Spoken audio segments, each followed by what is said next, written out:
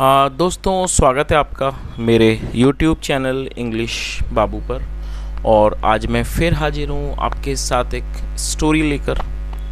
और दोस्तों, आज जो स्टोरी मैं आपके लिए लेकर आया हूँ ये कल की ही स्टोरी का सेकंड पार्ट है।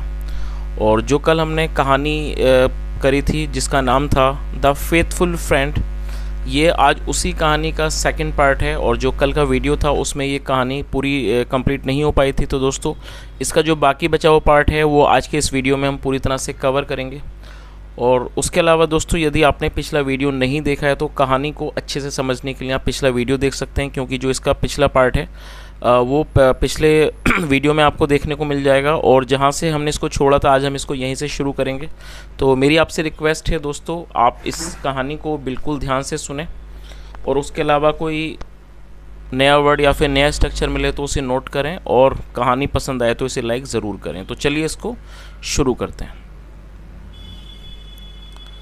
मीनवाइल, चलिए दोस्तों, यहाँ से मैं आपको थोड़ा सा इसके बारे में बता देता हूँ ताकि आपका थोड़ा सा रिवीजन हो जाए। जो कल हमने कहानी देखी थी, जिस कहानी का नाम था फेथफुल फ्रेंड, ये एक बच्चे रामू के बारे में थी जिसके पास एक कुत्ता था। और ये दोनों जंगल में गए थे, और जब ये जंगल में गए लकड़ी काटने के लिए तो वहाँ पर एक लोमड़ी आई जिसने उनके ऊपर हमला कर दिया। जो रामू था वो पेड़ पर चढ़ गया। उसके बाद ये कहानी आगे शुरू होती है। तो चलिए इसको शुरू करते हैं।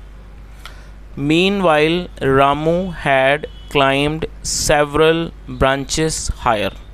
क्या मतलब हुआ दोस्तों? ये जो वाक्य है ये पास्ट परफेक्ट का वाक्य है। पास्ट परफेक्ट का मतलब होता है पास्ट में किसी क्रिया का पूरा होना जहाँ पर हैड के साथ वर्ब की थर्ड फॉर्म का प्रयोग किया जाता है। क्लाइंब का मतलब होता है चढ़ना, और ये थर्ड फॉर्म है। सेवरल मतलब कई, अनेक। तो क्या अर्थ हुआ? मीनवाइल, मीनवाइल मतलब इस दौरान। रामू हैड क्लाइंब्ड मतलब रामू चढ़ चुका था। सेवरल ब्रांचेस हायर मतलब कई शाखाओं, हायर मतलब कई शाखाएं के ऊपर वो चढ़ चुका था। तो इस पूरी लाइन का क्या अर्थ हुआ? Meanwhile Ramu had climbed several branches higher मतलब कि इस दौरान रामू कई शाखाओं ऊंचा वो चढ़ चुका था। He was now invisible. दोस्तों, ये जो वाक्य है ये सिंपल पास्ट का वाक्य है। सिंपल पास्ट मतलब जब हम पास्ट में कोई ऐसा वाक्य बनाते हैं जहाँ पर वॉज या वर्ब का प्रयोग हेल्पिंग वर्ब के रूप में किया जाता है, साथ में नाउन या एडजेक्टिव को लेकर वाक्य बनाते हैं। इनविजिबल एडजेक्टिव है जिसका मतलब होता है दिखाई ना देने वाला, अदृश्य जिसको कहा जाता है। तो क्या अर्थ हुआ? ही वॉज नाउ इनविजिबल मतलब वह अब अदृश्य था, मतलब उसको मतलब वो दिख नहीं रहा था। हिडन छुपा हुआ, इन द डेंस फॉलियाज।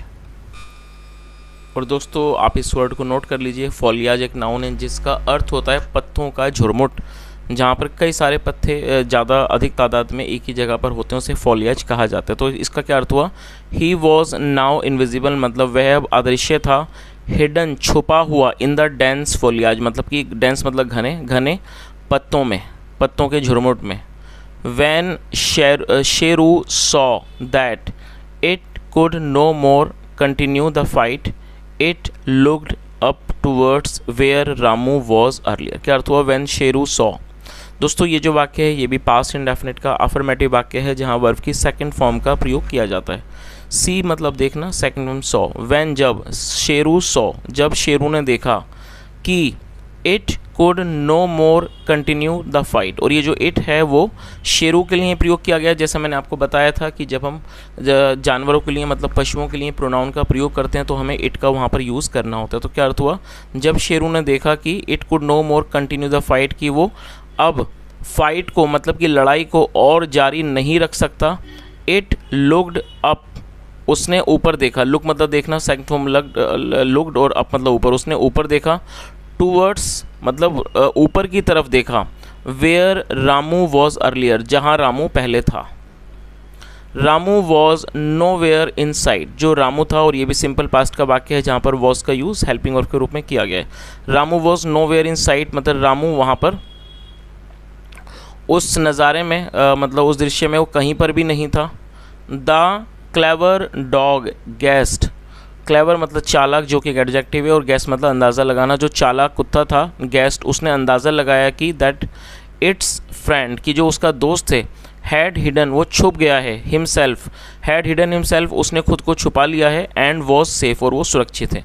तो इस पूरी लाइन का क्या अर्थ हुआ कि the clever dog guessed that it's friend had hidden himself and was safe, की चालाक कुत्ते ने अंदाज़ा लगा लिया कि उसका दोस्त छुप गया है और वो सेफ है, मतलब वो सुरक्षित है। आगे देखिए,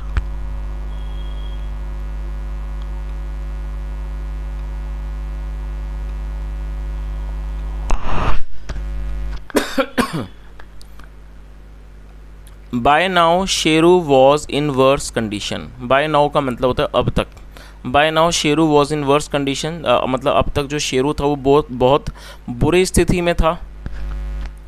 fighting off the fox, fighting off the fox मतलब कि लोमड़ी से लड़ते लड़ते was becoming difficult for it. Fighting off the fox was becoming difficult for it मतलब क्या हुआ इस लाइन का कि लोमड़ी से लड़ना अब मुश्किल हो रहा था। वॉज बिकमिंग मतलब कि वो जो लोमड़ी से लड़ना अब कठिन हो रहा था। फॉर द टाइम बिंग मतलब कि कुछ समय के लिए, फॉर द टाइमिंग मतलब उस समय के लिए। रामू वॉज सेफ, रामू सुरक्षित था। बट लेकिन इवेंचुअली, इवेंचुअली का मतलब होता है आखिर में, अंततः, अंततः the fox would sniff him out, जो फॉक्स है, लोमड़ी है, वो सूंघ कर उसका पता लगाएगी। स्निफ आउट का मतलब सूंघ कर पता लगाना। तो इस पूरी लाइन का क्या अर्थ निकला कि थोड़े समय के लिए, मतलब उस समय के लिए जो रामू था वो सुरक्षित था, बट इवेंचुअली आखिरकार अंत में the fox would sniff him out, जो फॉक्स है लोमड़ी, वो सूंघ कर उसका पता लगा लेगी। सडनली मतलब कि अचानक, Sheru ran away towards the village, और ये भी पास्ट का अफर्मेटिव वाक्य है जहाँ सेकंड फॉर्म लगाई गई है। रन मतलब दौड़ना, सेकंड फॉर्म रैन। अचानक Sheru ran away towards the village, Sheru towards the village मतलब गांव की तरफ दौड़ पड़ा। Due to the wounds, wounds का मतलब जख्म, और ड्यू टू का मतलब होता है की वजह से, के कारण। ड्यू टू द वुंड्स जख्मों के कारण। He was finding it difficult, उसको, और फाइंड का मतलब लगना, ही वॉज फाइंडिंग इट डिफ़िकल्ट मतलब उसे कठिन लग रहा था। टू रन फास्टर तेज दौड़ना। तो इस पूरी लाइन का क्या अर्थ हुआ, to due to the wounds मतलब कि जख्मों के कारण। He was finding it difficult to run faster मतलब जख्मों के कारण, चोटों या कह सकते हैं कि घावों के कारण उसे दौड़ पाना मुश्किल लग रहा था, तेज़ दौड़ पाना मुश्किल लग रहा था। But for the sake of his friend, sake मतलब वास्ते, but for the sake of his friend लेकिन अपने दोस्त के वास्ते, फ्रेंड रामू लेकिन अपने दोस्त रामू के वास्ते। He must reach the village, उसे अवश्य ही गांव पहुंचना होगा। चलिए आगे देखिए,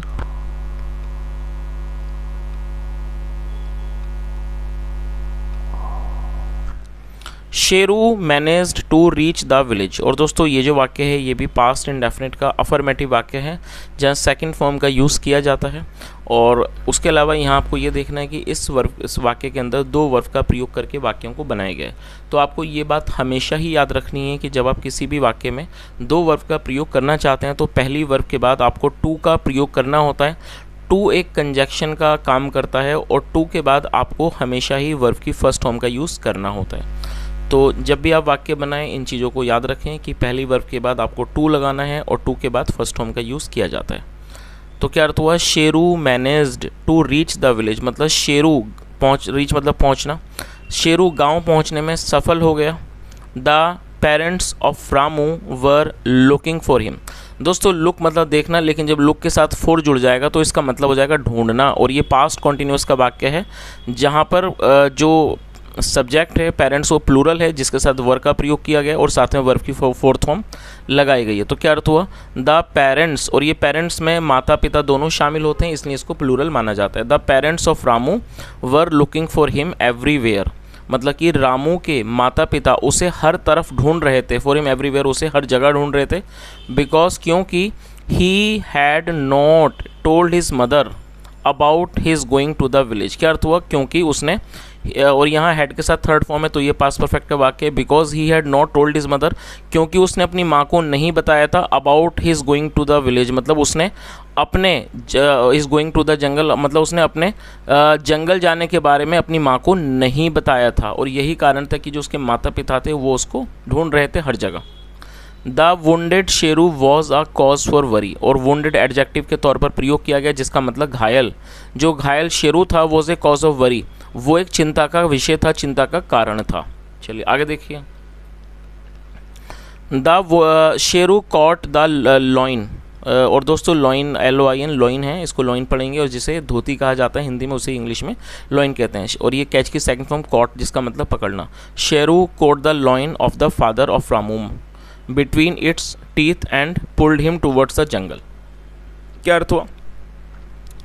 कैच मतलब पकड़ना, second form caught. Sheru caught the loin of the father of Ramu, जो शेरू था उसने रामू के पिता की जो धोती थी उसको पकड़ लिया, बिटवीन इट्स टीथ अपने दांतों के बीच में, एंड पुल्ड हिम और उनको खींचा, पुल मतलब खींचना, सेकंड में पुल, और उनको खींचा टूवर्ड्स द जंगल और उनको जंगल की तरफ खींचा। तो दोस्तों आप इस बात को समझ ही गए होंगे कि जो पशु वगैरह होते हैं वो बात तो नहीं कर सकते, ईश्वर ने उनको जुबान नहीं दी है, लेकिन वो अपने जो उनके जो बॉडी लैंग्वेज होती है उससे ही वो कोशिश करते हैं हम लोगों से को कुछ समझाने की, हमें बताने की, क्योंकि उनके पास ज़ुबान नहीं होती। तो यहाँ पर यही बताया गया है कि जो शेरू नाम का जो कुत्ता था उसने रामू के पिता की धोती को पकड़ के अपने दांतों के बीच में पकड़ लिया और उनको जंगल की तरफ खींचा, जिससे ये पता लगता है कि वह उनको जंगल की तरफ ले जाना चाहता था। आगे देखिए, it was a clear signal, और ये एक बिल्कुल क्लियर मतलब एक स्पष्ट सिग्नल था, या कह सकते हैं इशारा था, दैट कि Ramu was in some danger, और ये बिल्कुल एक क्लियर मतलब एक स्पष्ट क्या कह सकते हैं इसको, सिग्नल था, मतलब कि इशारा था कि Ramu was in some danger, कि रामू किसी खतरे में है। He called out to other people, उन्होंने अन्य लोगों को बुलाया, कॉल्ड आउट मतलब पुकारना, उन्होंने दूसरे लोगों को पुकारा, अन्य लोगों को पुकारा, ऑफ द विलेज गांव के अन्य लोगों को पुकारा, एंड गेव देम हिंट, और उनको इस बारे में उन्होंने हिंट दिया। हिंट का मतलब वो कोई सुराग, कोई इस तरह का, तो उसे हिंट कहा जाता है, और उन्होंने उनको एक हिंट दिया, सुराग दिया, और ये गिव की सेकंड फॉर्म में गेव। आगे देखिए, they came with their sticks, their मतलब अपनी उनकी, और दे मतलब वे या वे लोग, और जब हम सब्जेक्ट में एक से ज़्यादा लोग देखते हैं तो वहाँ पर दे का यूज़ किया जाता है, जो कि एक प्लूरल नाउन है जिसकी हिंदी होती है वे या फिर वे लोग। तो क्या अर्थ हुआ? दे केम विद देयर स्टिक्स मतलब वे अपनी लाठियाँ लेकर आ गए, एंड ऑल ऑफ देम और वे सब फॉलोड शेरू, वो शेरू के पीछे गए, टू द जंगल मतलब वो सब शेरू के पीछे जंगल चले गए। आगे देखिए, the fox was still circling that tree, और ये भी पास्ट कॉन्टीन्यूस का वाक्य है, और यहाँ वॉज का यूज़ किया गया क्योंकि जो हमारा सब्जेक्ट है वो सिंगुलर है, फॉक्स सिंगुलर है, और सर्कल मतलब चक्कर लगाना, चक्कर काटना। The fox was still circling that tree मतलब जो लोमड़ी थी वो अभी भी, और मैं चाहूँगा दोस्तों आप इस वर्ड को नोट कर लीजिए, इस तरह के शब्द बड़े काम के होते हैं। STILL, स्टिल का मतलब होता है अभी भी या फिर भी। जो लोमड़ी थी वो अभी भी उस पेड़ के चक्कर काट रही थी, चक्कर लगा रही थी, एंड मेकिंग फ्राइटनिंग साउंड्स, और वो डरावनी आवाज़ें निकाल रही थी, मतलब आवाज़ें कर रही थी। शेरू बार्क्ड, बार्क मतलब भौंकना, सेकंड फॉर्म में बार्क्ड, आप इसे नोट कर लीजिए। शेरू जो था वो भौंका, and ran towards the tree, और वो पेड़ की तरफ दौड़ा, मतलब पेड़ की ओर दौड़ा। When the fox saw many man, और दोस्तों देखिए यहाँ पर MEN देख रहे हैं आप, ये MAN का प्लूरल है, जब आदमी एक होता है तो MAN, और जब एक से ज़्यादा होते हैं तो MEN। तो क्या अर्थ हुआ?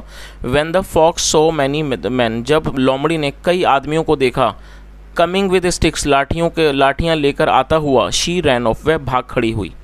तो इस पूरी लाइन का क्या अर्थ हुआ? When the fox saw many man coming with the stick she ran off, मतलब जब लोमड़ी ने कई लोगों को लाठियां लेकर आता हुआ देखा, वह भाग खड़ी हुई, मतलब वह भाग गई।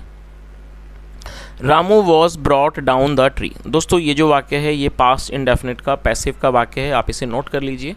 स्ट्रक्चर को जब हम पास्ट इंडेफिनिट में पैसिव में वाक्य बनाएंगे तो वहाँ पर वॉज वर्ब के साथ वर्ब की थर्ड फॉर्म का यूज़ किया जाता है। BROUGHT ब्रिंग मतलब लाना, और ये इसकी थर्ड फॉर्म में ब्रॉट। तो क्या अर्थ हुआ? Ramu was brought down, down मतलब नीचे, Ramu was brought down the tree मतलब रामू को पेड़ से नीचे लाया गया। ही हग्ड हिज फादर, हग मतलब गले लगा लेना, सेकंड फॉर्म हग्ड, ही हग्ड हिज फादर, उसने अपने पिता को गले लगा लिया, एंड वेप्ट और वो रोया।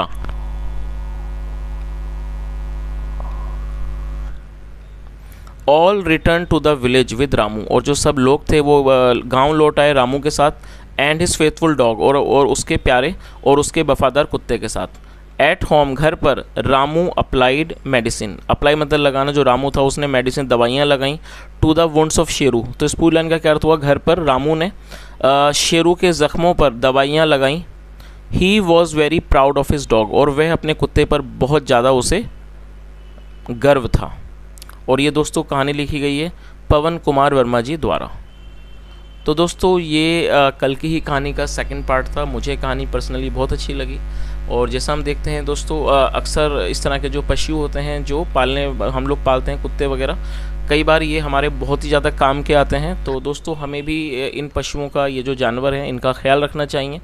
इन्हें परेशान नहीं करना चाहिए किसी भी कारण से, और हमें इनकी देखभाल करनी चाहिए, क्योंकि जो पशु हैं उनके लिए भी ये पृथ्वी है, जैसे हमारे लिए ये धरती है, हम इस पर रहते हैं, उसी तरह से पशुओं का भी अधिकार है, तो हमें उनका भी ख्याल रखना चाहिए। और उसके अलावा दोस्तों, यदि आपको आज की कहानी अच्छी लगी हो, मेरा पढ़ाने का प्रयास आपको ठीक लगा हो, तो आपसे रिक्वेस्ट है आप इस वीडियो को ज़रूर लाइक करें, शेयर भी करें, चैनल को सब्सक्राइब करें, और आपके पास कोई भी सुझाव हो तो ज़रूर बताएं। And apart from this guys, I request you guys to do like this video. I have seen this thing many times that you guys keep watching my videos but you do not like the video, or maybe sometime you do not subscribe. I do not understand why. Maybe I am not able to teach you well. Is it the reason? Then do let me know. Suppose if I do not teach properly, or if there is some problem in the video or in the content, then do let me know, because if you tell me, I will try to correct myself. I never say that I'm a good I'm very good teacher, or I'm the best teacher. I never said that. I always try to improve myself, right? And you guys can really help me to improve me, because you guys are better than me, so you can give me your suggestions, your valuable feedback. And when you provide me any type of valuable feedback or any suggestion, I always try to implement that. And by doing this, I can improve my content, I can improve my English also. So guys, I humbly request you guys that never hesitate to share your feedback with me, because your feedback is something which I trust a lot and which I respect a lot. Thank you so much for listening. Have a nice day and bye.